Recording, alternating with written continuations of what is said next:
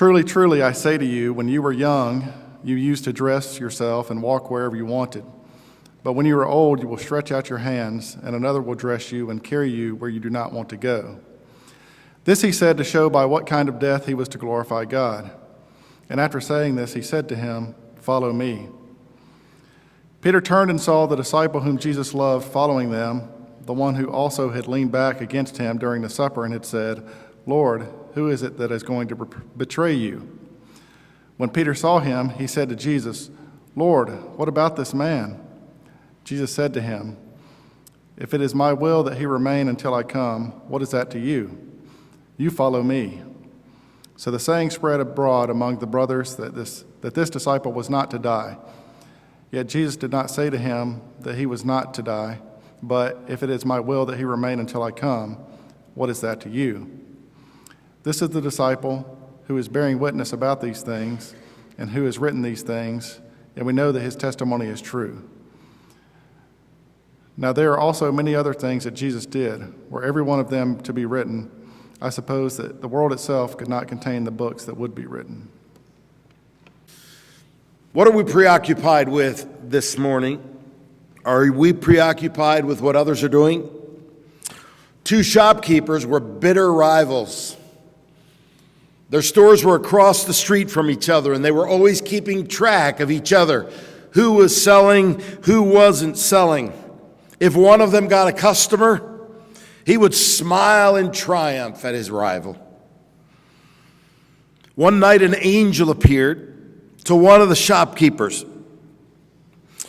He came in a dream and he said to him, "Listen, I will give you anything you ask, anything at all you ask, but with this caveat, whatever you ask me, I will give double to the other shopkeeper.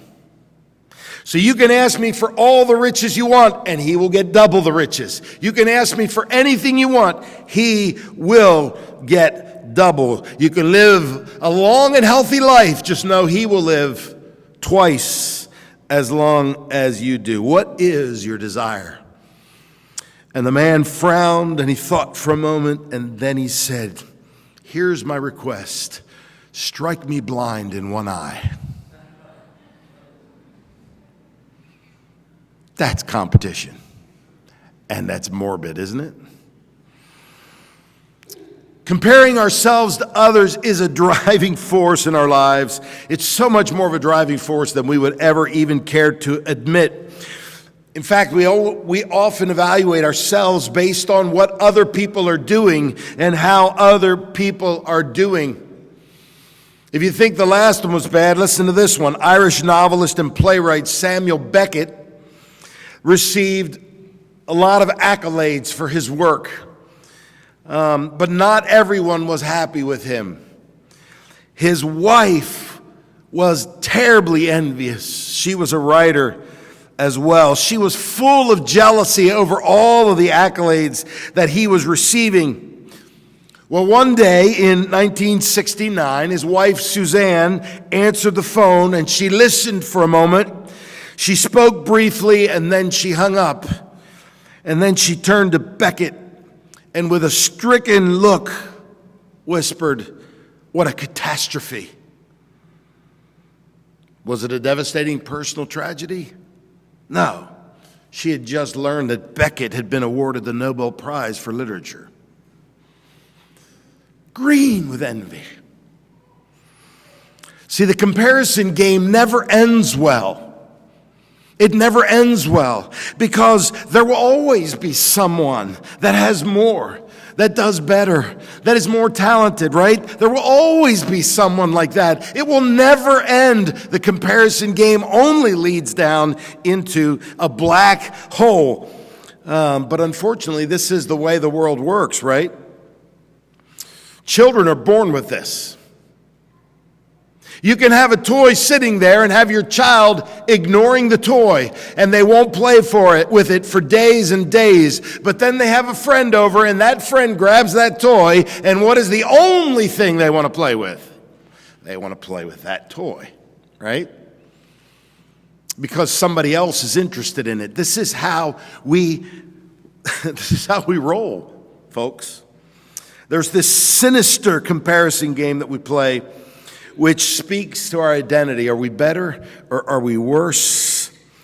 If we feel like we're better than somebody, we're full of pride and we're critical. If we feel like we're worse than somebody, we're down in the dumps, we're devastated, and we're still critical. And we're still critical. Isn't this what's going on in our passage? I think so. So Peter's just been told the death he was going to die. It's not in clear language. It says in verse 18, "Truly, truly, I say to you, when you were young, you used to dress yourself and walk wherever you wanted. But when you are old, you will stretch out your hands, and another will dress you and carry you where you do not want to go." Stretch out your hands. And then it says, "This he said to show by what kind of death he was to glorify God." Clearly that message was getting to Peter. He was understanding what Jesus was saying, even if he was talking about it around the bush there a little bit. It ends with, "You will stretch out your hands." It must have impacted Peter, because now he knows what's going to happen to him, and now he's worried about everybody else. Is this going to happen to them too? How are they going to die? So obviously they had moved away from the campfire. They had been around a campfire where Jesus had restored Peter, and he said, "If you love me, feed my sheep." But they had obviously walked away a little bit, because it says they turned around and saw John following them, and then Peter asked, "Lord, what about this man?" Right after Jesus makes that declaration. "So, okay, Lord, you've told me what's going to happen to me, but what about John?" Oh, there really is a big difference between Peter and John, right? If we compare the two of them, as in the book of Acts and other places, John's more the writer, preacher, or Peter's more the preacher. John seems to be more introspective. Peter's brash and bold. And then we know from history how they died. Peter died a foul and cruel and difficult and horrible, painful death on a cross. And John lived into old age, and he died probably peacefully. Peacefully. Very different outcomes for very different people. Is that fair? That seems to be the question that Peter's asking. Is that fair? It's the comparison game all over the place. Do you remember the parable of the vineyard in Matthew chapter 20? It tells about the owner of a vineyard that promised some workers to come and work in his vineyard, and he promised them a denarius to work for the day. Then a couple of hours later, he goes and he hires more people to come in. And then a few hours later, he hires more people to come in, until the very hour before he is going to, at the end of the day, and he hires even more people to come in. And so he starts to pay them, from the ones that came the latest to the ones that had been there all day. And so he paid the ones that came the latest a denarius. And so the ones that had come and worked for the whole day, even though they had agreed to a denarius, were thinking, well, we're going to get paid way more than that. That would be fair. If these people have only worked an hour, it's not fair that we don't get paid more than that. And when he only pays them a denarius, they're upset. And the vineyard owner says, "Didn't you agree to work for a denarius? I can do whatever I want with my money. You got what you agreed to. That is fair, is it not?" Basically, it's none of their business what he does with his money. His treatment of each one is individual, and that's what God's treatment is with each one of us. And so Jesus says to Peter, "If it is my will that he remain until I come, what is that to you? Don't you worry about it, Peter. You have a road to walk. I have planned a road for you. It is for your good. And John has a different road to walk. John has something else to do. What I do with John is my business and John's business. It is nothing to do with you, Peter." See, the comparison game produces envy and massive discontent. Why is it that God gives some people a lot of money and other people he doesn't. And they struggle their whole lives to make ends meet. Why does one person get cancer who has lived a healthy lifestyle, and somebody else who's not lived a healthy lifestyle doesn't get it and lives into old age? I think about Warren Buffett. Anybody read the article recently about him and how he eats? He drinks 5 Coca-Colas a day. He eats fast food all the time. He eats junk. I mean, he just eats junk. He said, to keep young, I eat what a kid would want to eat. What a formula. Sounds like fun to me. He's in his 80s. He's filthy rich. Man, it's hard not to want to be Warren Buffett. He's got it all together, right? Doesn't it seem like that's unfair? But it affects us not just with people, it affects us with things too. I think about the Father's Day. It's a good Father's Day story. Several years ago, about 3 years ago, and we got home after church, and we had lunch, and then they had some gifts for me. And I opened a gift, and it was an Apple Watch. Not this one, by the way. It was an Apple Watch. I was shocked. My kids had put together, by the way, that's why you have 6 kids. There is no other reason. It's just so they can pool the resources to get you good stuff and hopefully treat you well in old age. You know, if they just pool the resources, we'll be traveling around the world the rest of our lives. I told them, only one of you needs to be rich. Talk amongst yourselves, figure out who it's going to be, and let us know, and we'll know who to come to. All right, enough of that. My same old jokes, my wife's rolling her eyes. I've said that one a lot of times. So they got me this Apple Watch. And I was thrilled. And there I am wearing that Apple Watch. But within 1 week, the second version came out, the Apple Watch 2. And the Apple Watch 2 had inbred GPS. It had a GPS chip in there. And it was waterproof. You could wear it while you were swimming. I mean, you got to have that, right? If you're going to have an Apple Watch, you got to have those things. And suddenly, I'm not happy with the Apple Watch I got a week before. I need something better. And so I asked my kids, do you guys mind if I just return this one and add a little bit of money to it and get the next version so that I could, you know? And they're all like, no, go ahead. They're just rolling their eyes, of course, which is what I did, right? You see what's happening there? This is how we live. We're happy until something better comes along. The comparison game, it's always seeing something better. Always unhappy when something better comes along. So we might ask ourselves, is life unfair? That some people get some things, other people don't get other things. Is life unfair? Well, no, because none of us deserves anything. And that's the truth.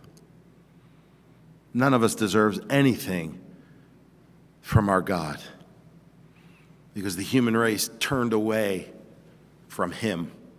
We want to live life on our terms. And living life on our terms means we get our significance out of how everybody else is doing. And we measure ourselves compared to everybody else around us. And it is a disastrous game. It only produces unhappiness. It only produces a lack of contentment. It only makes us want more, to do other things. We need to constantly achieve. We've got to be successful. That's not where we should be preoccupied, brothers and sisters.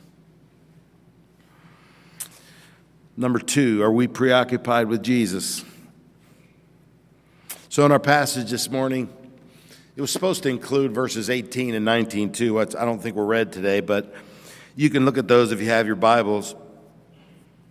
And if you do, that means you have Baptist in your background. I say that all the time, don't I? Is that bad? Just humor me, laugh a little bit. That way I'll feel like I said a funny joke. There we go. I like that. I got a little bit of that. All right. It says, follow me, twice, from verses 18 through the end. So you remember all the business about Jesus telling Peter how he's going to die, and he says, what is it to you, Peter? And then he says, follow me. Peter, that's your focus. Don't worry about John. John has his own road to hoe. And by the way, we never know what other people are actually living through. We can look at them, it looks greener, it looks better, it looks like it's so good. But nobody's having a picnic in the park. Nobody is. Nobody is. And so Jesus says to Peter, it's none of your business. Peter, follow me. That's your job. Follow me. Yeah, your denial of me was painful. When you denied me, it was painful, and your sin is great, but I forgive you for that. Now, live out your forgiveness and follow me. You're not getting what you deserve. Just follow me. And then Peter wants to know about John. He tells him all that in the comparison game. I'm getting that wrong. Lord, what about him? Let's see here. Yeah, he tells Peter, glorify God. Then he said to him, follow me. And then Jesus answered, if I want him to remain alive until I return, what is that to you? You must follow me. Those are the two places he talks about following. In both cases, he keeps telling Peter, your main job is to follow me. See, this is the appropriate response for the comparison game. It's not to compare myself, it is to follow. It is to follow Jesus. Jesus is saying that everything we have, from our wealth to our gifts, to our situation in life, to our friendships, to anything that we can think of, has been given to us by His hand. That means that good situations and bad situations are put there to teach us and are there for our good, so that we will learn one thing: how to follow Him. We go through hard times because He wants to teach us how we're supposed to follow Him. When you get cancer and die young, or whether you live to old age, whether you have much money or you have nothing, whether you have a ton of friends or whether you have only a few, whether you have a charming personality that attracts people or your personality is more pessimistic, whether you're good looking or not good looking, these are all given to us by Jesus. They're not there to derive significance over. So what does it mean to follow Him? Well, He gives us in several other places what it actually means to follow Him. You've heard these verses many, many times. It's listed in the book of Mark and in the Gospel of Luke. I'm just going to read the Mark passage. This is Mark 8:34. And calling the crowd to Him with His disciples, He said to them, if anyone would come after me, in other words, if anyone would follow me, let him deny himself and take up his cross and follow me. For whoever would save his life will lose it, but whoever loses his life for my sake and the gospel's will save it. For what does it profit a man to gain the whole world and forfeit his soul? For what can a man give in return for his soul? The act of following involves something very specific. It involves denial, or you might call it death, carrying a cross. A cross was the symbol of a cruel death. It was a putting to death of the body. The act of following involves self-denial. So what does this mean? Is this just asceticism? That's a big fancy word for denying yourself anything pleasurable. And so you live in a very austere and a very disciplined way. Anything pleasurable is bad, so you don't live that way. Is that what he's talking about? No, I don't think that's what he's talking about at all. Denying ourselves in the sense that Jesus is talking about, it means that we recognize that nothing in our world will satisfy us. All of those desires, those deep desires that we have when we see things around us that are attractive to us, and that our tendency is to go after them. Our tendency is to cling on to them to get significance. They become our ultimate things. Those things that are around us, they could be very beautiful things. Those things have no shot of giving us what we so desire. And so our hearts need to be focused on Him, not on ourselves.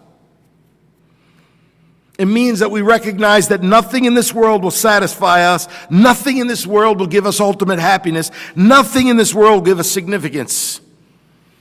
And so all of our strivings, our place of happiness, our significance and security, all these strivings after these things with things around us is ultimately useless. And it'll never come by comparing ourselves to others, viewing others' successes and wishing we had that. Even if we had that, we wouldn't be happy.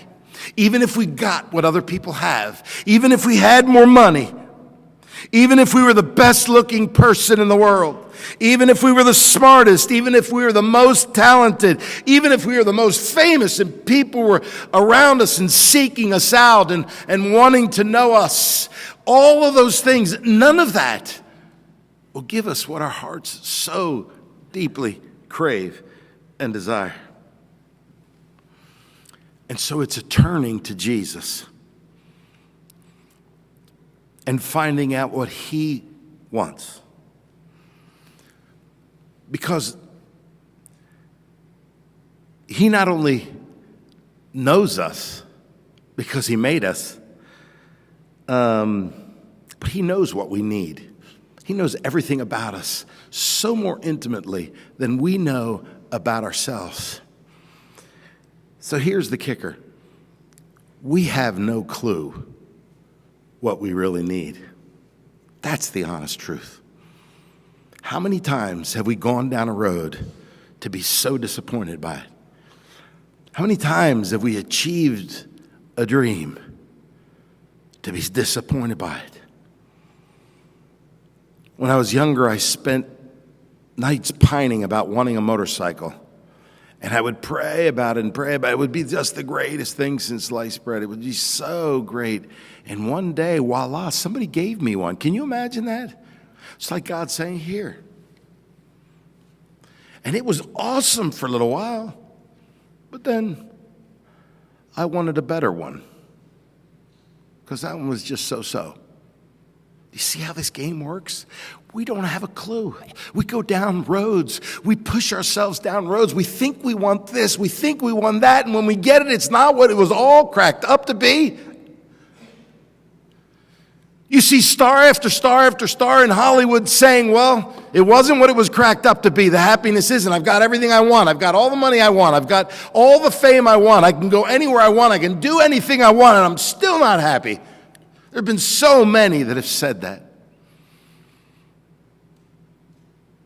We can achieve all our goals, and we'll never be happy because we don't have a clue at what makes us happy. So why wouldn't we go to the source of the one who made us and knows intimately well what makes us happy? So to gain our lives, we need to lose them.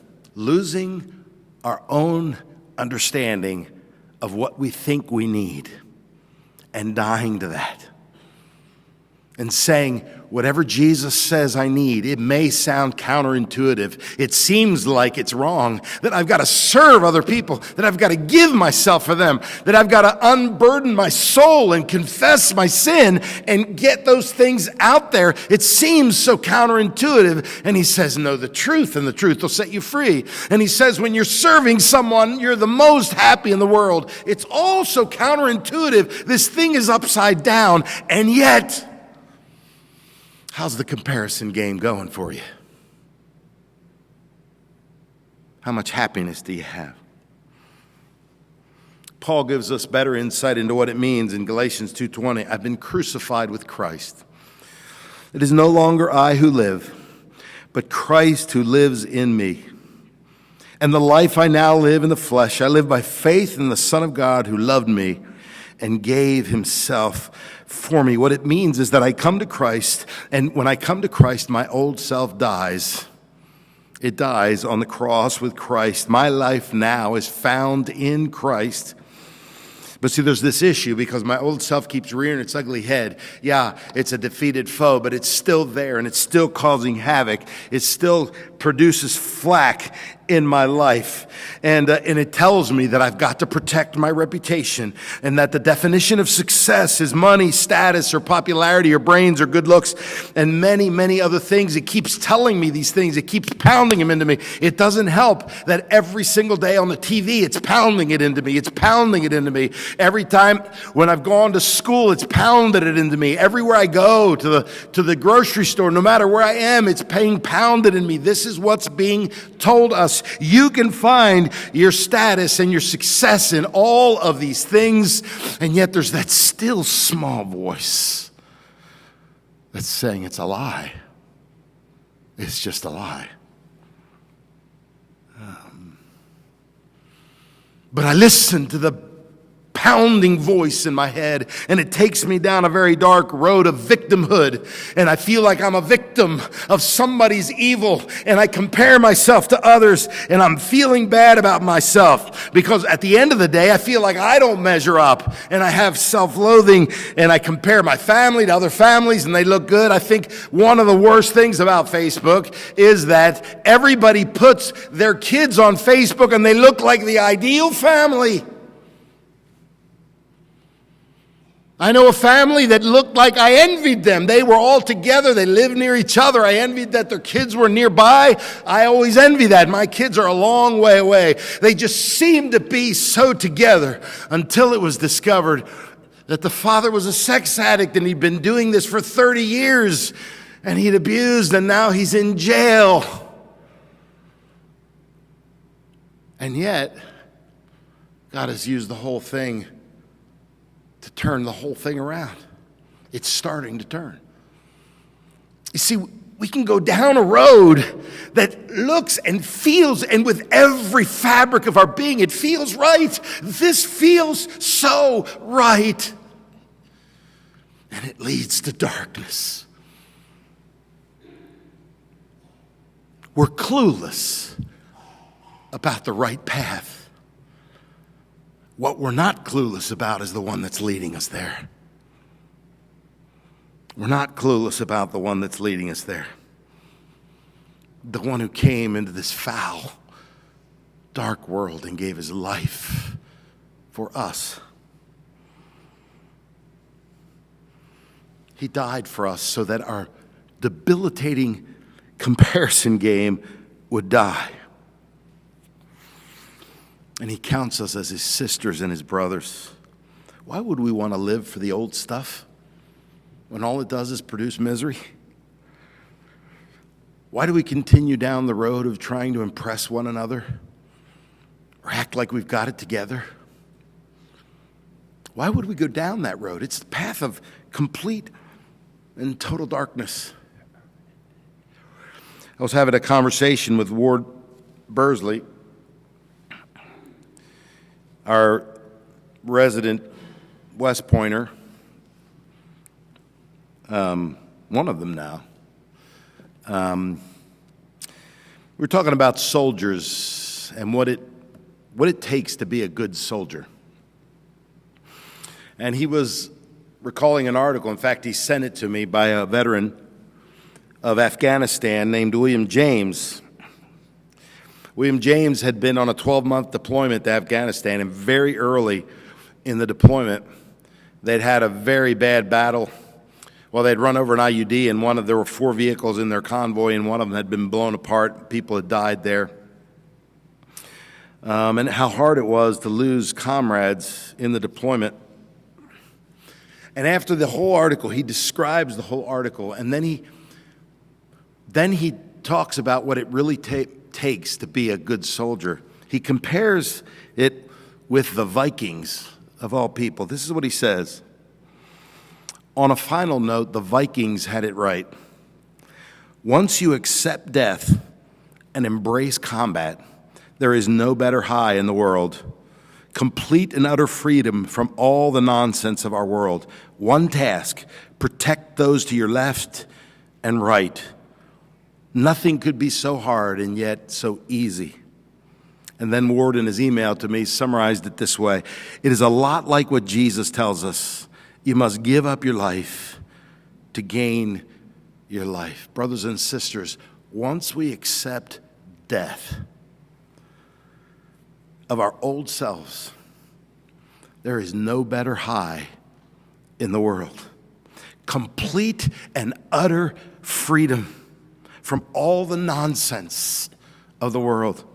One task: follow Jesus and love, not compare ourselves to the people around us. Nothing could be so hard and yet so easy. Dead people don't have reputations. They don't matter. The old reputation doesn't matter. You see, we're new creatures in Christ. We have a new reputation, and we are the righteousness of God because He came and took our sin and gave us His righteousness, and we stand before the Father as perfect. Why would we stand in our filthy rags? Why would we want that? Dead people don't have reputations. See, once you're dead and you accept that you're dead, you're completely free to be who you are. I'll close with this. One of my mentors, Dave McCarty, I've read lots of stuff by him. He wrote this recently on a blog. The pathway to happiness is following Jesus' agenda, not Dave's agenda. What does it look like when I follow Dave's agenda? I'm hurried, worried, intense, stressed, competitive, critical, judgmental, circumstance-dependent for my joy and peace. Following Jesus' agenda, I'm clueless, I know what's best.